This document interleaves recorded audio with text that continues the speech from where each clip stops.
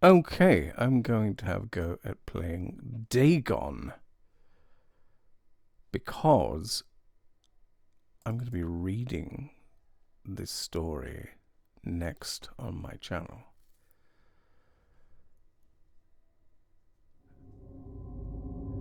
So we're going to start from the start. I want this to go away.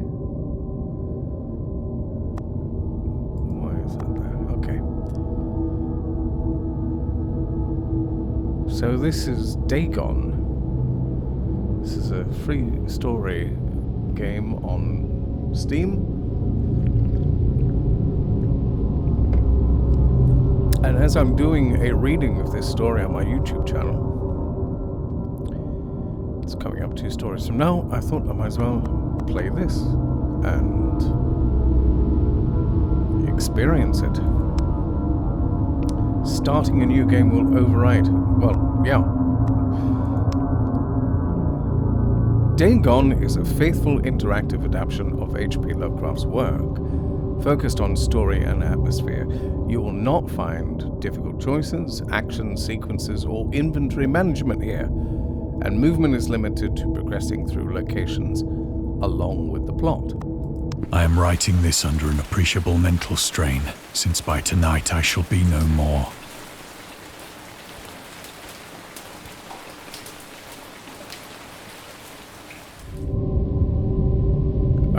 During the game you will encounter interactive elements. Some of them will allow you to continue your journey, others reveal interesting facts about the original short story, its historical background, and the author. Good-o.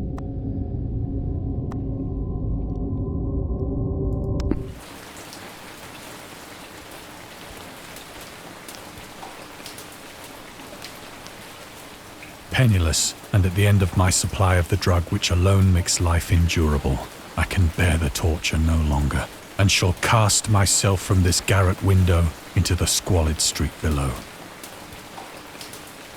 How do I move? Do not think from my slavery to morphine that I am a weakling or a degenerate. Okay, I won't. When you have read these hastily scrawled pages, you may guess, though never fully realize, why it is that I must have forgetfulness or death. Poor you.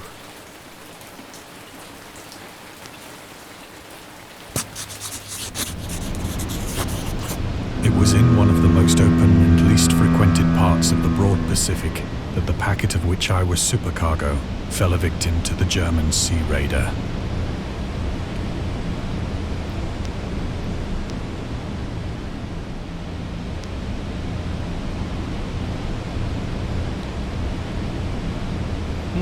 Nice lighting.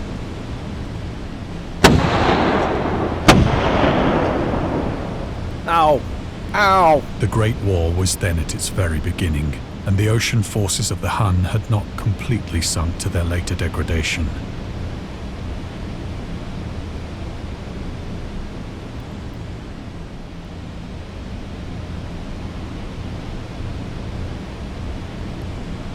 I like looking at the water.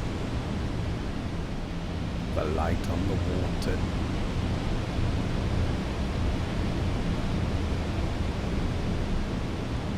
So that our vessel was made a legitimate prize, whilst we of her crew were treated with all the fairness and consideration due us as naval prisoners. That's nice of those Germans. Isn't it wonderful how kind they were during both wars? Nothing terrible ever happened. So liberal, indeed, was the discipline of our captors, that 5 days after we were taken, I managed to escape alone in a small boat with water and provisions for a good length of time. So much for German efficiency. Oops, sorry. When I finally found myself adrift and free, I had but little idea of my surroundings.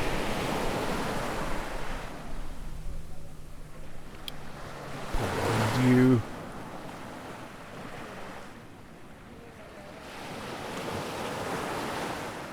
I really like the realism of the waves. Not perfect, but much better than we used to be able to do.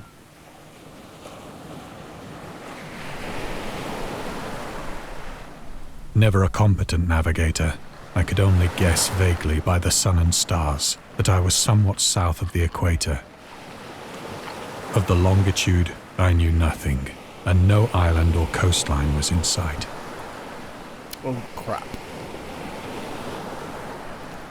I would actually find that really, really scary.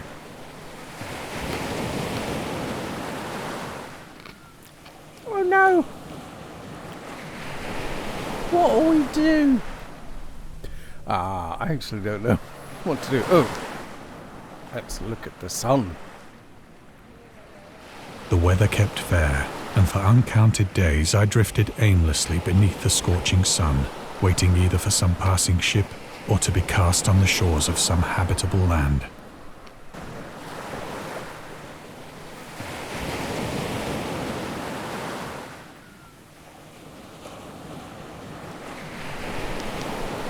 What's that? Is that a water bottle? But neither ship nor land appeared, and I began to despair in my solitude upon the heaving vastness of unbroken blue.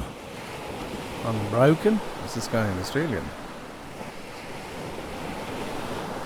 Unbroken. Cobber. Crikey! It's Lovecraft! The change happened whilst I slept. Uh-oh. That doesn't sound good. Its details I shall never know. That's For good. my slumber, though troubled and dream-infested, was continuous.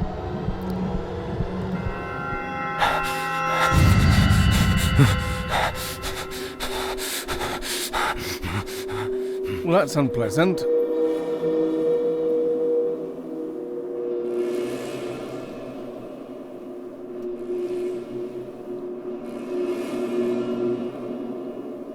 And slimy, slimy things lived on, and so did I. I don't think that's how the poem goes, but and 1,000 slimy things lived on, and so did I. When at last I awoke, it was to discover myself half It says sucked awake into a slimy there. expanse of hellish black mire, which extended about me in monotonous undulations as far as I could see. Oopsie daisy. Either the typist or the narrator got something wrong. And in which my boat lay grounded some distance away. Still, even with that mistake, this is a good bit of graphics, in my humble opinion. Though one might well imagine that my first sensation would be of wonder at so prodigious and unexpected a transformation of scenery, I was in reality more horrified than astonished. I don't know, that sounds worse to me. Are you upset about the idea of being astonished? Because I think horrified is worse. Oh look, it gets all blurry on the side. That's good, I like that. That's a nice effect. For there was in the air and in the rotting soil a sinister quality which chilled me to the very core. Which chilled me to the very core. It's a bit bland, the reading. The region was putrid with the carcasses of decaying fish and of other, less describable things which I saw protruding from the nasty mud of the unending plain. Nasty mud. Oh, that mud is so nasty. What made it so nasty? Perhaps I should not hope to convey in mere words the unutterable hideousness that can dwell in absolute silence and barren immensity. Okay, don't do that. There was nothing within hearing, and nothing in sight, save a vast reach of black slime. Yet the very completeness of the stillness and the homogeneity of the landscape oppressed me with a nauseating fear. The sun was blazing down from a sky which seemed to me almost black in its cloudless cruelty, Well, as though not black. reflecting the inky marsh beneath my feet. That's green. That's unusual. You said the sky is black, but it's green.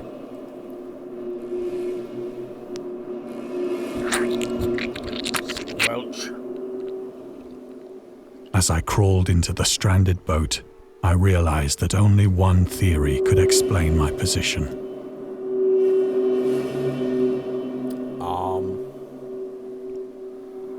That you ended up in a sewage farm.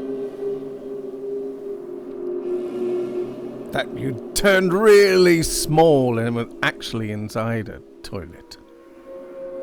And these are all the things that live in poo. Through some unprecedented volcanic upheaval, a portion of the ocean floor must have been thrown to the surface, exposing regions for which innumerable millions of years had lain hidden under unfathomable watery depths. Years. Maybe he's British. Who can tell? Who can tell? Next bit. So great was the extent of the new land which had risen beneath me that I could not detect the faintest noise of the surging ocean, straining my ears as I might. Nor were there any seafowl to prey on the dead things. Fishy. For several hours I sat thinking or brooding in the boat, which lay upon its side and afforded a slight shade as the sun moved across the heavens. Slippery, slidey. Fishy, fishy, fishy. As the day progressed, the ground lost some of its stickiness and seemed likely to dry sufficiently for travelling purposes in a short time. Let's go for a walk. That night I slept but little, and the next day I made for myself a pack containing food and water, preparatory to an overland journey in search of the vanished sea and possible rescue. Did you use some of the slimy things for food? If you did, you're sick. On the third morning, I found the soil dry enough to walk upon with ease. I don't think that looks dry. That still looks very... I mean, it's a lovely picture. I like it. But it looks very sloppery. Sloppery? Sloppery. Just want to let you know that there's a new word in English. It's sloppery. The odour of the fish was maddening, but I was too much concerned with graver things to mind so slight an evil, and set out boldly for an unknown goal. So,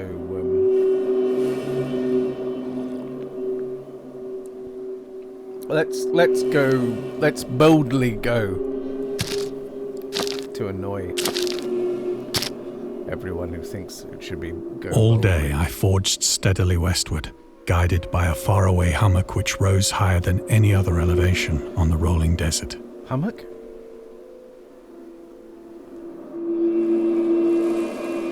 Is that a slightly larger hammock? Or is it or is it something that hums? What is that humming noise? Oh, it's just that hummock over there. It's a Scottish it's a Scottish hum. That's what a hummock is. Let's I don't know about you, it looks like a Titanic big poo to me. Oh no, we're approaching the big poo. This can't be good. Is that a whale? Oh, we're gonna have a whale of a time. Sorry, I apologize. That night I encamped, and on the following day still travelled toward the hummock, though that object seemed scarcely nearer than when I had first espied it. No, that looks a lot nearer. I think after you're getting away from all this slime, you might want to get your eyes checked. Because it's definitely nearer.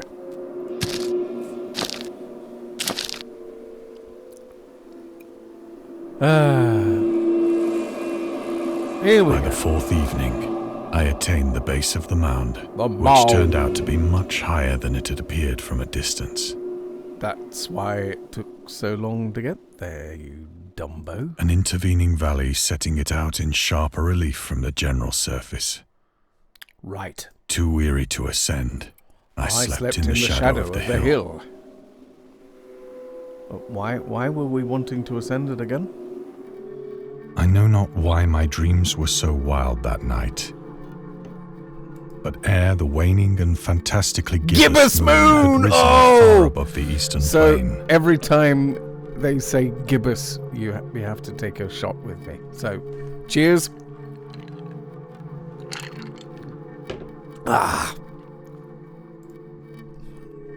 I was awake in a cold perspiration. Look, it's a gibbous moon! Determined Okay, to let's take sleep another no shot. more. Wonderful. Such visions as I had experienced were too much for me to endure again. Okay. Do you have any say in the matter? And in the glow of the moon, I saw how unwise I What had type been of to moon? travel by day. A gibbous moon! Okay, let's go. Lovely. Without the glare of the parching sun, my journey would have cost me less energy. That doesn't look very tall, actually. That looks like just a, minor Indeed, I now felt quite able to perform the ascent which had deterred me at sunset. Picking up my pack, I started for the crest of the eminence. I hate to be picky, but that's grammatically incorrect. Had deterred me? What had deterred me? You had been deterred by? I think is what that meant. But anyway, I'm not going to start picking on the grammar of H.P. Lovecraft. Shall we, picking up our pack? I have said that the unbroken monotony of the rolling plain was a source of vague horror to me. Mm-hmm. You have. But I think my horror was greater when I gained the summit of the mound and looked down the other side into an immeasurable pit or canyon. Oh, goody. Whose black recesses the moon had not yet soared high enough to illuminate. Scary, man. What type of moon? A gibbous moon!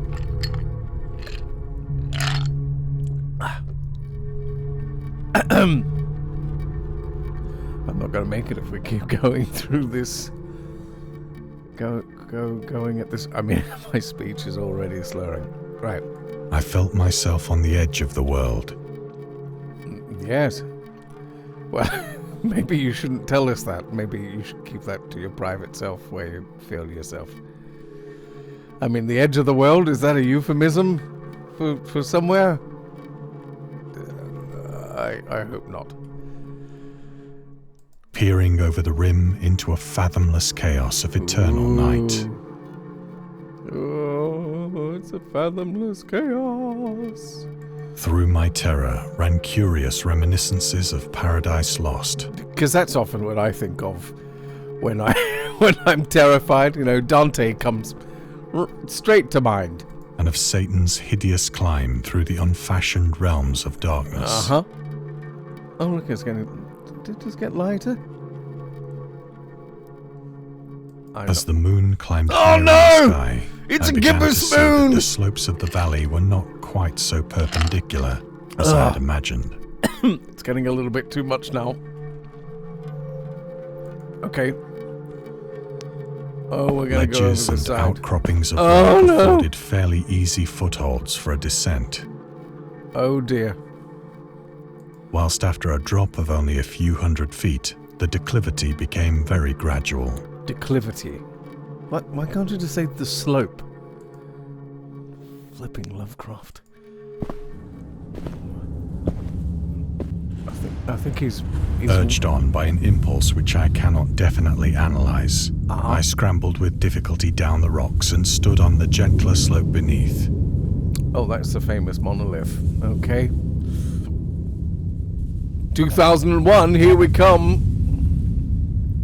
Don't say anything about that up there. Gazing into the Stygian deeps, where no light had yet penetrated. Stygian deeps. All at once, my attention was captured by a vast and singular object on the opposite slope, which rose steeply about 100 yards ahead of me. Right. Where's all of the inscriptions on it?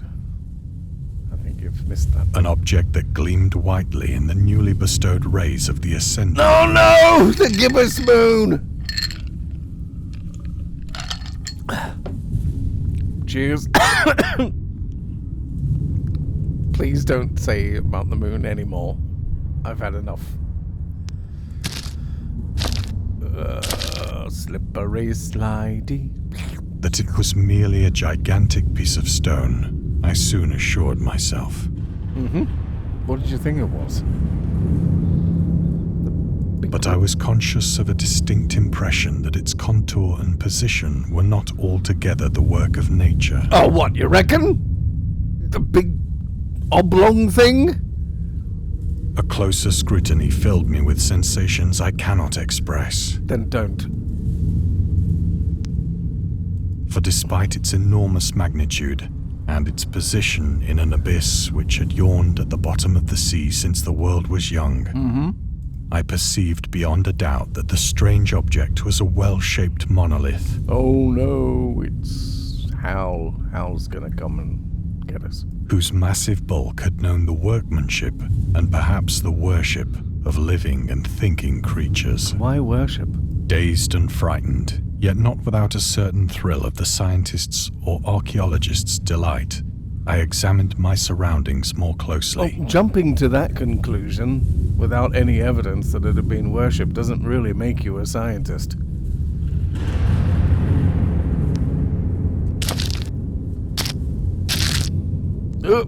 We stood on something. The moon, now near the zenith, shone weirdly and vividly above the towering steeps that hemmed in the chasm.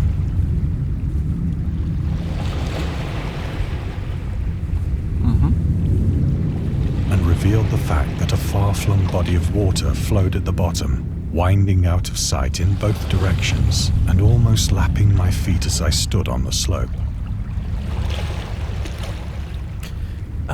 Sometimes the graphics aren't really showing what is being said, but anyway. Across the chasm, the wavelets washed the base of the Cyclopean monolith. Oh no, Cyclopean! I'm glad that I didn't make that word one that I had to drink to as well. On whose surface I could now trace both inscriptions and crude sculptures. Alright, now trace. Fair enough. Fair enough. I stand corrected. The writing was in a system of hieroglyphics unknown to me, and unlike anything I'd ever seen. How do we get right at the top books. of it now?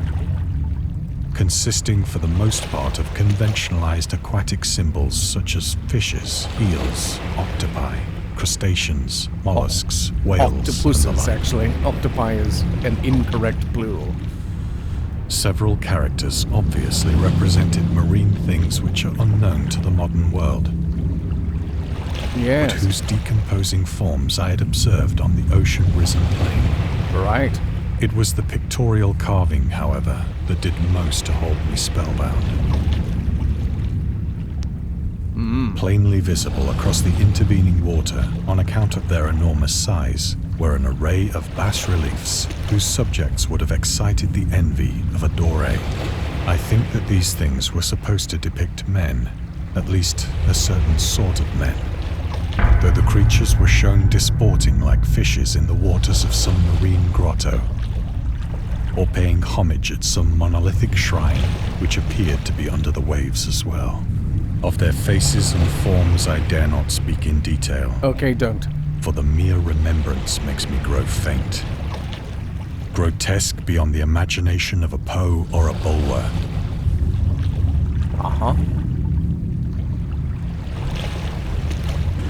They were damnably human in general outline, despite webbed hands and feet, shockingly wide and flabby lips, glassy, bulging eyes, and other features less pleasant to recall.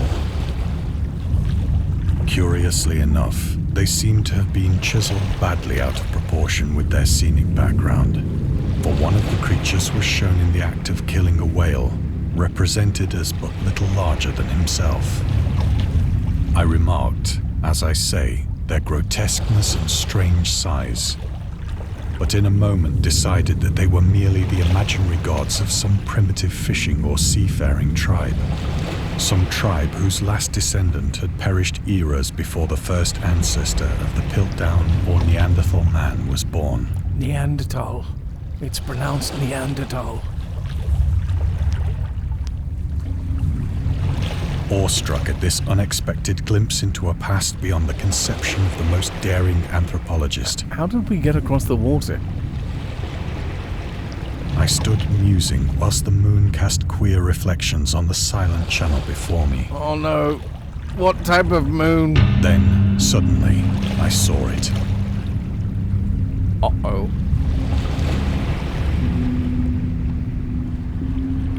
If I don't press the button, will I not see it?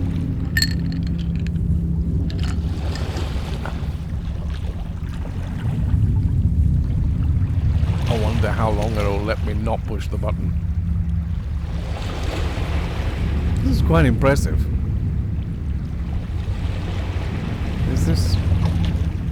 Is this animation repeating? I can't tell. Interesting. With only a slight churning to mark its rise to the surface, the thing slid into view above the dark I don't think that's waters. slight. That's pretty intense. Oh no. I don't want the monster to come up. Oh shit! Loathsome, it darted like a stupendous monster of nightmares to the monolith. No, it didn't. It jumped. About which it flung its gigantic scaly arms, the while it bowed its hideous head and gave vent to certain measured sounds. Well, that wasn't a measured sound.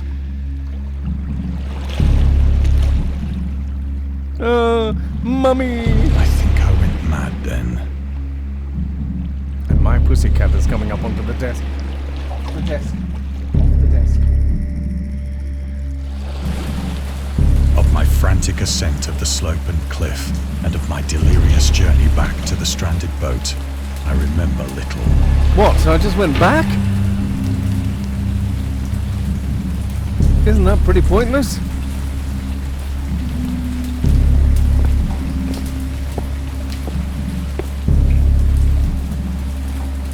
I believe I sang a great deal and laughed oddly when I was unable to sing.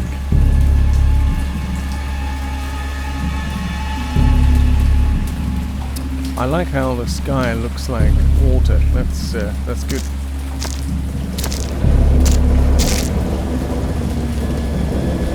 I have indistinct recollections of a great storm sometime after I reached the boat.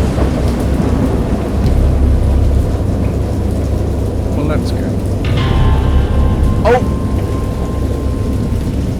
Someone's mobile phone just went off.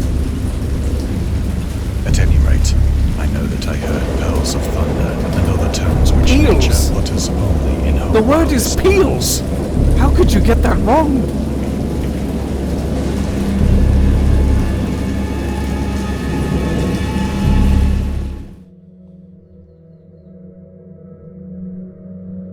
When I came out of the shadows, I was in a San Francisco hospital.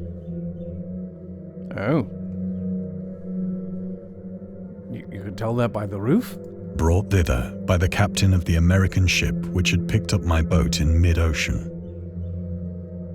In my delirium, I had said much, but found that my words had been given scant attention. Of any land upheaval in the Pacific, my rescuers knew nothing. Oh, that was nice of them to bring a plant pot. Nor did I deem it necessary to insist upon a thing which I knew they could not Why believe. did they bring him to a hospital in San Francisco when he's obviously British? That's what I want to know. Oh, we're gonna go? Not even a thank you? Once I sought out a celebrated ethnologist and amused him with peculiar questions regarding the ancient Philistine legend of Dagon, the fish god. I like how he said that with absolutely no care at all. I amused him with peculiar questions regarding the ancient Philistine legend of Dagon. He's just seen a giant fish monster come out of the ocean. How can he be so dispassionate? That's a pretty full-on study, though, with those pillars and everything.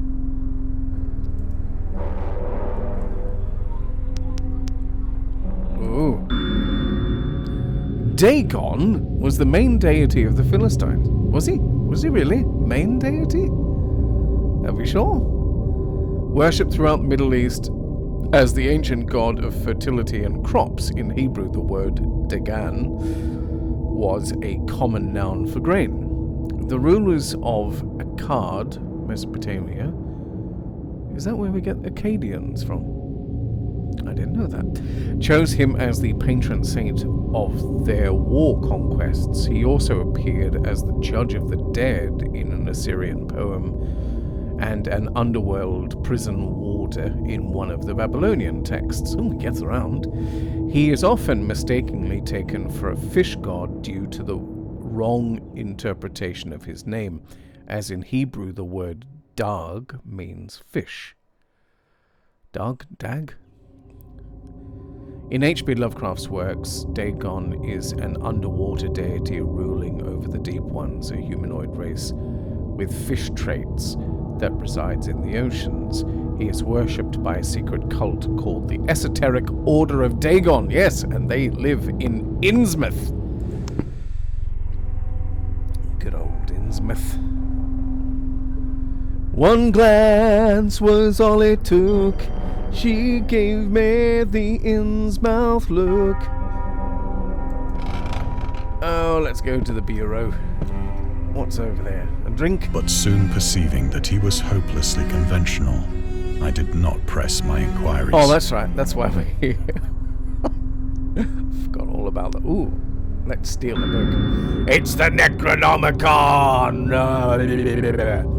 August Derleth and the Cthulhu mythos. I actually did a story of August Derleth's on my channel called The Sansa in the Parlor.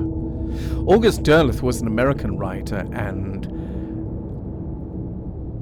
anthologist. Anthologist, yes. He also befriended Lovecraft and August Derleth was an American writer and anthologist. He also befriended Let's try this again. August Derleth was an American writer and anthologist. He also Oh my god, I want to get through this. August Derleth was an American writer and anthologist. He also befriended Lovecraft and published many of his works through his company Arkham House.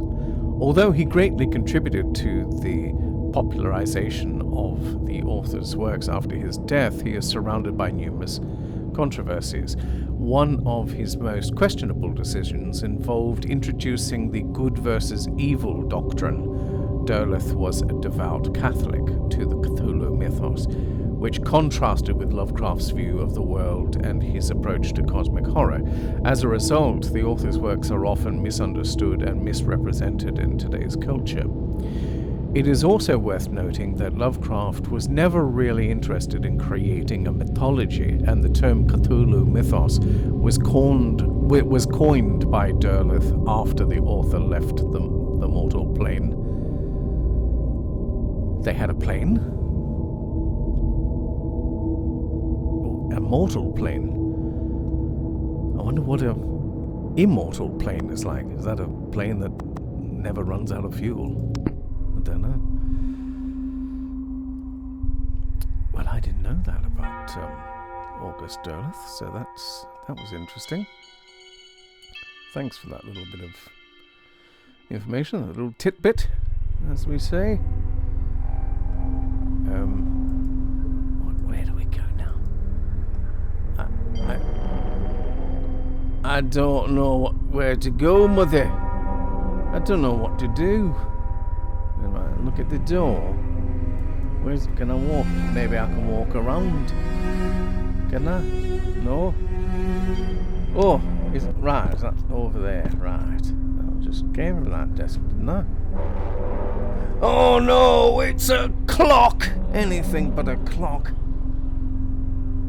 Yes, and I said clock, not another word that you thought I said, because you're naughty. Why did I walk over there to go to the door? That's strange. It is at night, especially when the moon is gibbous and no! that I see the thing. All right. Cheers. Oh, that was a big one. Please don't say it again. I tried morphine. Well, it might be a bit better than what I'm drinking. But the drug has given only transient surcease. Surcease. And has drawn me into its clutches as a hopeless slave. There to find surcease of sorrow, sorrow of the lost Lenore, of that rare and radiant maiden whom who the angels name Lenore, nameless here, forevermore, nevermore, whatever. Anyway, I'm misquoting that terribly. My apologies to Edgar Allan Poe. Yes, let's be slaves So to a now drug. I am to end it all, having written a full account Why? of the information or the contemptuous Why amusement of end my it fellow all? men. You haven't given good So you saw a giant fish man. There are worse things. Seeing your father on the toilet, that's pretty terrible. That might be worse than seeing a giant fish man. I don't know. No, don't take any drugs. Often, I ask myself if it could not all have been a pure phantasm. Well, yeah, if you're taking morphine. A mere freak of fever as I lay sun-stricken and raving in the open boat after my escape from the German man-of-war. No, I think it's the morphine. This I ask myself, but ever does there come before me a hideously vivid vision in reply. Mm-hmm. Music's building up to something scary. Shall we find out what it is? All right. I cannot think of the deep sea without shuddering at the nameless things that may at this very moment be crawling and floundering on its slimy bed. Oh, great. Worshipping their ancient stone idols and carving their own detestable likenesses on submarine obelisks of water-soaked granite. Yeah, that's not good. I dream of a day when they may rise above the billows to drag down into their reeking talons don't the do remnants that. of puny, war-exhausted mankind. No. Of a day when the land shall sink and the dark ocean shall ascend amidst universal pandemonium. Well, I say, if you're going to have pandemonium, it might as well be universal. How come the moon just keeps staying in the same season the whole time?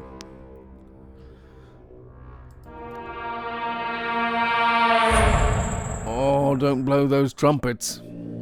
The end is near. Oh, it's that toilet blocked up again.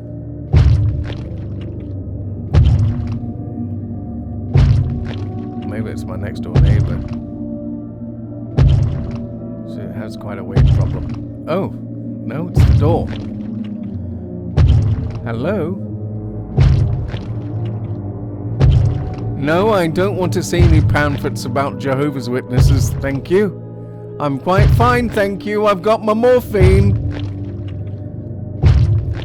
I don't really want to come in. I'm in my underpants.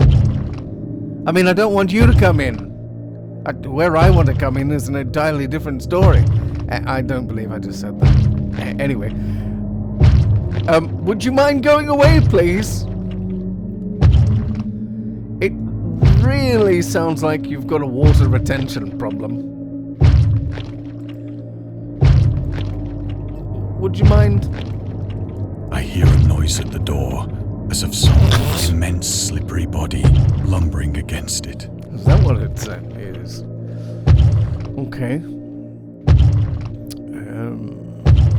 Oh, look at that mattress. That's very comfortable, doesn't it? Why would I want to press that? Is there anything else I can press? So there's a big slimy body. We've already established that. Why would I want to press the door? But I don't have any choice, do I? Okay. It shall not find me. Well, opening the door isn't gonna help. I think it is gonna find you, actually. Because that tiny, weeny little cupboard's not gonna do anything. What hand? The window! The window! No, that's called a door. That's a door.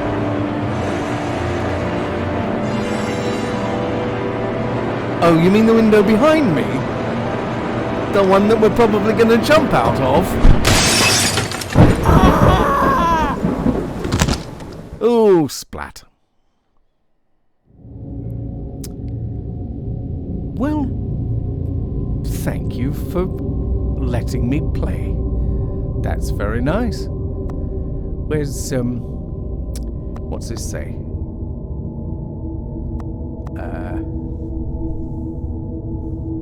The Eldritch something and something else.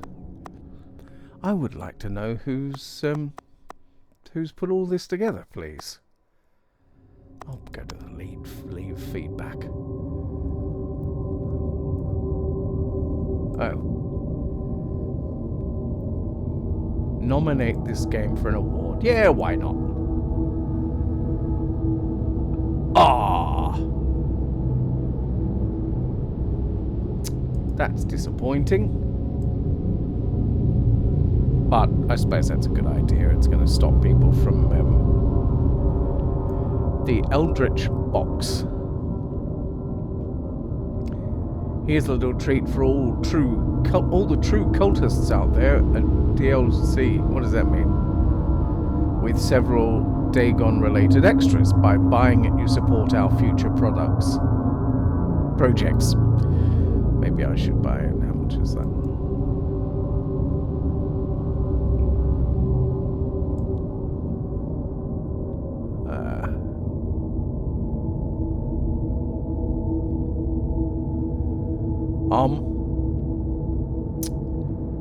Wait, how do I find out how much it is?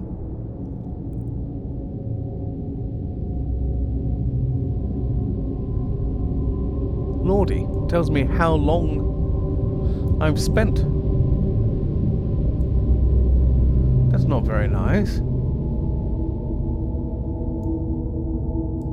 I'll add it to my wish list. There you go. Might come back to that later. Well, that was fun. I enjoyed that.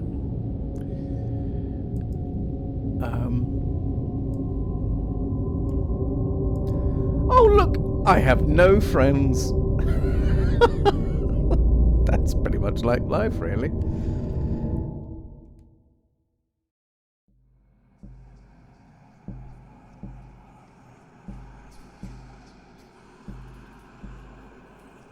It is time to go back. Back to where it all began. By tonight, I shall be no more.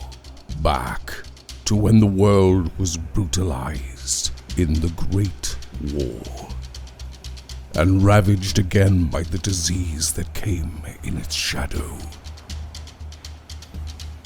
Back to a time when our world was strange to us, where its unknown reaches could hold unimaginable terrors. Neither ship nor land appeared, and I began to despair in my solitude upon the heaving vastness of unbroken blue. Back to a time and a story that spawned what would come to be known as the Cthulhu mythos.